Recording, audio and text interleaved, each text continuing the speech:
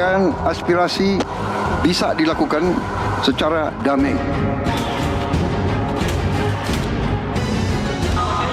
Silahkan sampaikan aspirasi yang murni dan tuntutan dengan baik dan dengan damai. Kami pastikan akan didengar, akan dicatat, dan akan kita tindak lanjuti.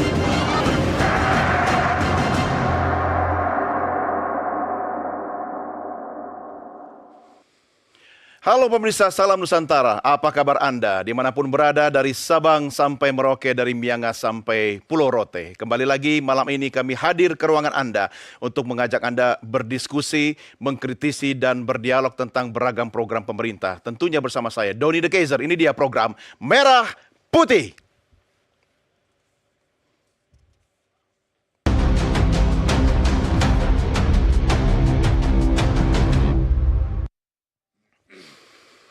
Kita sudah sama-sama memilih negara demokrasi, dan dalam demokrasi menyampaikan pendapat, suara, mengkritik itu dijamin oleh undang-undang. Siapapun boleh untuk bersuara, siapapun boleh untuk menyampaikan kritik, masukan kepada pemerintah, termasuk mengkritisi bagaimana pemerintah menjalankan pemerintahan. Beberapa waktu lalu saya, Anda, dan kita semua menjadi saksi betapa aksi unjuk rasa itu terjadi di jalan-jalan kota-kota di Nusantara. Bahkan tidak sedikit kemudian yang berujung pada tindakan anarkistis yang kita sesalkan sama-sama.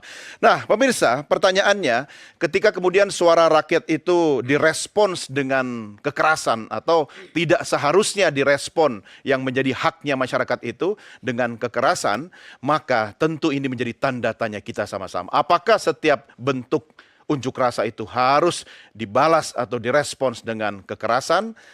Ini yang akan kita diskusikan sama-sama. Sesuai dengan tajuk kita, demo boleh, rusuh jangan. Kami hadirkan narasumber yang menjadi panelis dalam diskusi kita dalam Merah Putih edisi malam ini. Saya perkenalkan langsung, di sebelah kanan saya adalah Direktur Eksekutif Lembaga Kajian Strategis Kepolisian Indonesia atau LEMKAPI, Edi Hasibuan. Pak Edi, apa kabar? Baik-baik. Sehat, Pak? Ya, alhamdulillah. Oke, terima kasih bersama kami Pak Edi. Kemudian di sebelah Pak Edi, di sebelah kanan adalah Ketua Umum PP Pemuda Katolik, Stefanus Gusma. Mas Gusma, salve. Salve, salam, salam sejahtera. Sehat? Terima kasih. Puji Tuhan. Jebule wong Solo ya. Dan beliau ternyata satu alma mater dengan saya, UNS. Oke, terima kasih Mas Gusma. Salve itu beda dengan salvo kan? Oh beda, kalau itu peruntukannya juga beda. Oke, kita nggak bahas itu. Nih kan, ini lama-lama mencuri panggung saya nih. Harus kita waspadai. Ini bakat jadi presenter juga. Oke, analis bisa gitu kan. Tapi kali ini sahabat saya ini hadir tentunya masih dalam kapasitas sebagai Direktur Lembaga Survei Indonesia atau LSI, Jayadi Hanan. Apa kabar Mas Jayadi? Alhamdulillah sehat. Sehat ya? Sehat Kaisar. Oke, siap. Terima kasih. Dan kita juga masih menantikan narasumber kita, wakil rakyat kita, anggota Komisi 3 DPR, yaitu Nasir Jamil, yang mudah-mudahan sebentar lagi akan bergabung bersama kita. Tetapi kita juga sudah terhubung dengan narasumber kita melalui sambungan Zoom, yaitu Wakil Ketua Umum Majelis Ulama Indonesia, Kiai Marsudi Syuhud. Assalamualaikum Kiai. Waalaikumsalam warahmatullahi wabarakatuh. Selamat malam. Apa kabar Kiai? Sudah lama tidak berjumpa. Alhamdulillah, baik, Ya, sehat sehat, selalu. mudah-mudahan aman dan damai terus negaraku. Amin, alhamdulillah. Baik, terima kasih Kiai dan Bapak Ibu, Bapak-bapak khususnya yang ada di studio serta pemirsa sekalian. Sebelum kita mulai berdiskusi tentang topik kita malam ini, mari sama-sama kita saksikan tayangan yang berikut ini.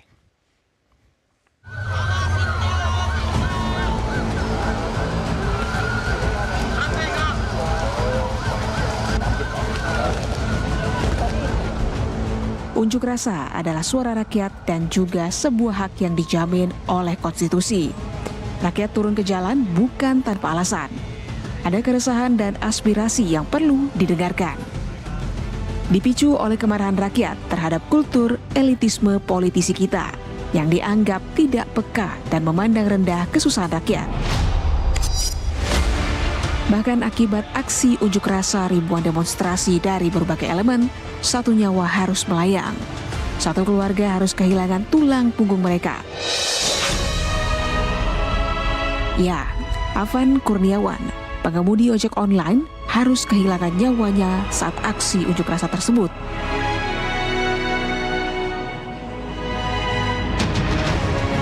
Menanggapi aksi unjuk rasa yang berujung anarkis serta pengerusakan berbagai fasilitas umum, Presiden Prabowo Subianto pun menggelar rapat dadakan di Istana Negara.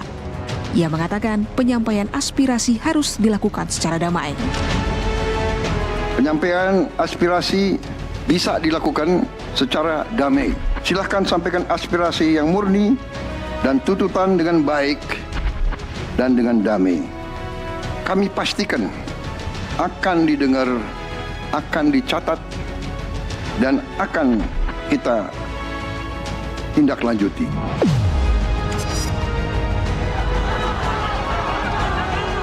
Segala aspirasi yang disampaikan oleh masyarakat harus dihormati. Hak untuk berkumpul secara damai harus dihormati dan dilindungi agar tak ada lagi nyawa yang melayang. Tak ada lagi keluarga yang harus bersedih karena harus kehilangan anggota keluarga mereka, tulang punggung keluarga mereka. Indonesia damai, rakyat sejahtera. Dari Jakarta, jurnalis NTV melaporkan.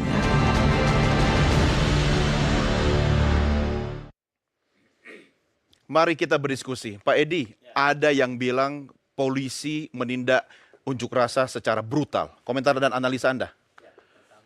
Kita prihatin ya. Saya kira hampir seluruh wilayah terjadi demo, kemudian yang memprihatinkan kita adalah aksi demo yang disertai dengan tindakan anarkis. Bukan hanya melakukan pengerusakan, bukan hanya melakukan penjarahan, tetapi juga sampai menelan korban jiwa. Ya. Dan tentu saja ini tidak bisa dibiarkan. Polisi punya kewajiban untuk memberikan kenyamanan kepada masyarakat. Ketika misalnya melihat ada tindakan anarkis, ada tindakan yang melanggar hukum, maka polisi punya kewajiban untuk menertibkan itu, termasuk mengambil tindakan. Represif boleh untuk yang anarkis? Sepanjang itu sudah menyangkut masalah keamanan, keselamatan, harta benda masyarakat, boleh melakukan tindakan itu. Jadi ketika misalnya terjadi kemarin, kita lihat ada di mana-mana, misalnya pengerusakan, ada di mana-mana penjaraan, maka polisi boleh melakukan tindakan tegas. Karena tujuan apa-apa? Adalah untuk menyelamatkan jiwa manusia, untuk menyelamatkan harta benda manusia. Harta benda masyarakat. Ya. Jadi memang sesuai aturan, memang itu dibenarkan. Ya. Tindakan tegas. Tetapi yang paling penting adalah semua tindakan itu harus dilakukan sesuai aturan-aturan yang ada. Ya. Ada beberapa tahapan yang harus dilakukan. Oke, saya ke Mas Gusma dulu. Komentar Anda soal yang terakhir kemarin. Ya, pertama dari kesempatan ini kan kita menyampaikan rasa prihatin dan duka cita yang mendalam terhadap para korban yang wafat, baik itu yang di Jakarta ataupun di Makassar.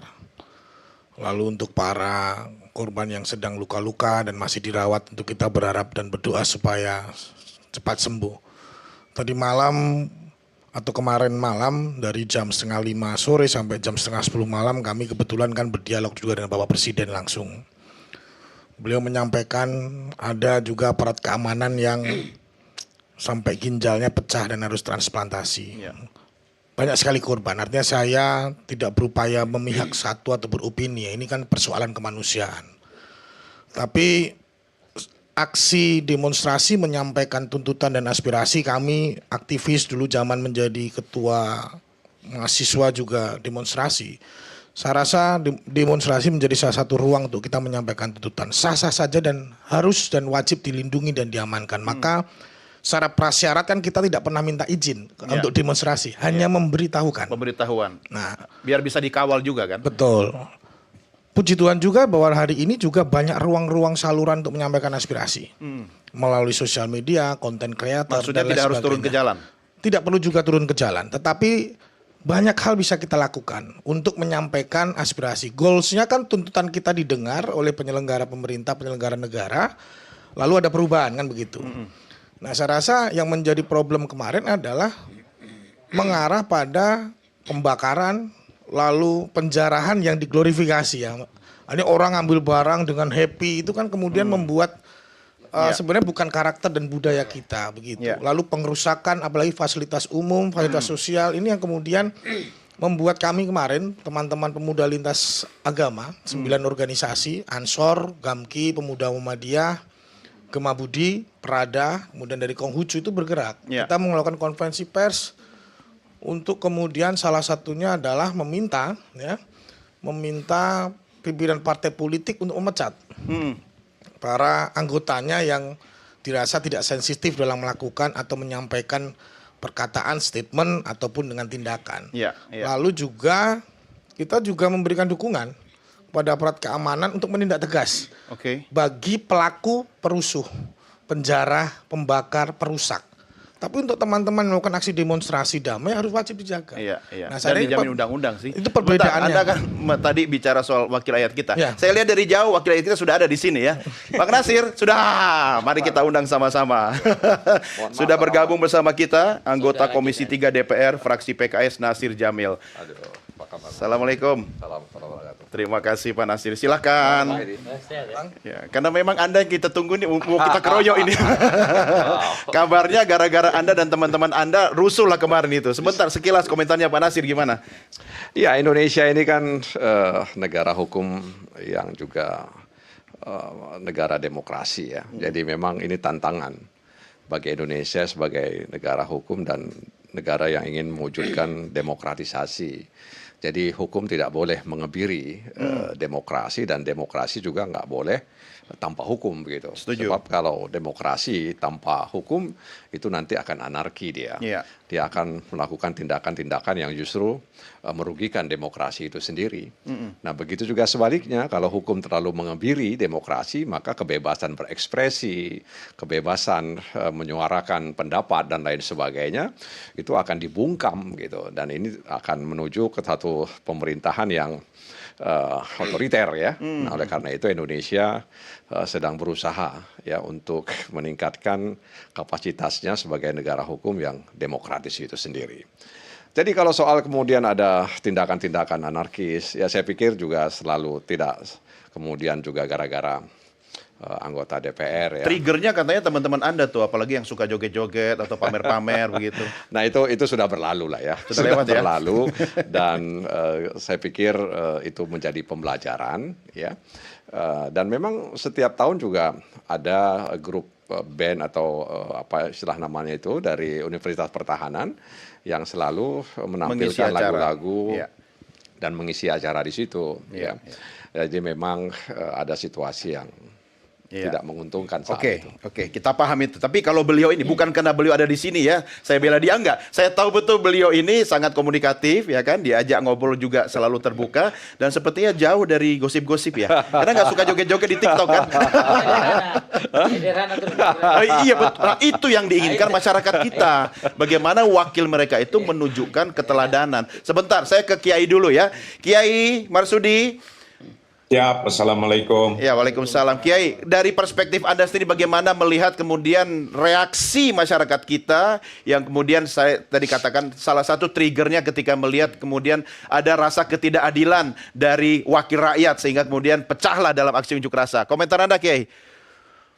Bahwa memberikan nasihat atau memberikan kritik atau memberikan pandangan-pandangannya dan pendapatnya atas kekurang setujuannya atau atas sesuatu yang harus diperbaiki, undang-undang kita itu adalah menjamin. Ya. Agama pun menjamin, maka dalam ajaran agama disampaikan watawasau bil haq, watawasau bis sabr. Sampaikan wasiat-wasiat, kritik-kritik untuk membangun, untuk meluruskan, untuk memberi guidance. Tapi tidak cukup hanya itu, watawasau bis sabr. Harus kita juga cara menyampaikan kritik-kritiknya, pandangannya, upaya untuk memperbaikinya itu dengan kesabaran. Nah, dalam konteks kesabaran itu ada 3 macam. Pertama, as-sabru ala ta'ah. Bagaimana kita sabar terhadap ta'ah, taat. Taat terhadap hukum itu penting. Karena kalau tidak ada hukum 2 hari saja seperti kemarin, sudah semacam itu terjadinya. Caotik, kebakaran di mana-mana. Ketika hukum itu tidak ada. Nah, sabar ala to'ah dalam kita berbangsa dan bernegara adalah ad-daulah ta'ni an-nidham wala ad-daulah ta'ni al-fawdo. Berbangsa bernegara ini yang dipegangi adalah aturan. Seperti di agama ada aturan namanya aturan syar'i, hukum syar'i. Bernegara berbangsa ada aturan namanya hukum wad'i atau hukum positif yang telah kita anut dan kita laksanakan. Maka dua-duanya berpegang dalam hukum syar'i dan berpegang pada hukum wad'i, hukum positif, hukum negara, itu hukumnya wajib. Karena kalau tidak ada hukum, wala adaulah ta'ni al-fawdo, tidak ada hukum berjalan 2 hari atau bahkan 10 menit saja, yang terjadi apa? Al-fawdo. Akan kocar kacir, contohnya itu kemarin. Ya. Maka kita hidup ini tidak boleh lepas dari hukum. Kita mau melakukan yang baik, harus dengan cara yang baik. Kita melakukan nahi mungkar, juga harus dengan yang baik. Jangan nahi mungkar dengan mungkar, amal ma'ruf dengan mungkar. Itu yang nggak boleh. Ya. Itu intinya. Oke, baik. Menarik. Saya ke Mas Jayadi dulu.